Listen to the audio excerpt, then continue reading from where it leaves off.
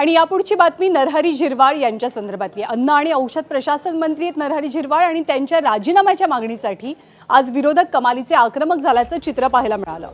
कारण नरहरी झिरवाळ यांच्या कार्यालयातल्या लिपिकाला राजू ढेरिंगेला लाचखोरी प्रकरणी अटक झाली आणि याचे पडसाद विधान परिषदेच्या कामकाजात उमटलेले पाहायला मिळाले. या प्रकरणाची चौकशी होईपर्यंत अन्न औषध प्रशासन मंत्री झिरवाळांनी राजीनामा द्यावा अशी मागणी काँग्रेसचे नेते सतेज पाटील यांनी केली. पण आपल्या या घटनेशी काहीही संबंध नसल्याचं झिरवाळांनी म्हटलं. त्यामुळे सभागृहात जोरदार गदारोळ पाहायला मिळाला. आक्रमक झालेल्या विरोधकांनी सभात्याग करत आपला निषेध नोंदवला.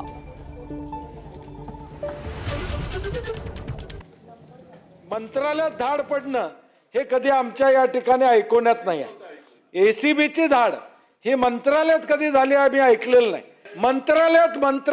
मंत्र्याचा ओएसडी जर या ठिकाणी पैसे घेत असेल तर या केमिस्ट लोकांच्या वरचा अन्याय किंवा या राज्यामध्ये नेमकं काय चाललंय हे वास्तव या ठिकाणी समोर आहे. आमची मागणी एकच आहे की ही कारवाई हो, पण मंत्र्यांनी बाजूला जावं. मंत्री तिथं राहणार असतील, मंत्री त्या पदावर राहणार असतील तर त्या अधिकाऱ्यांची चौकशी काय होणार आहे.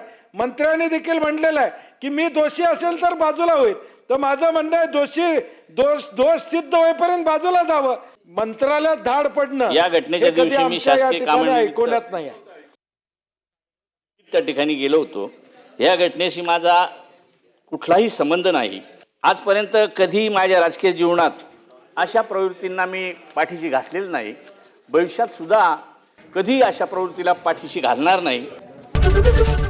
एबीपी माझा, उघडा डोळे बघा नीट.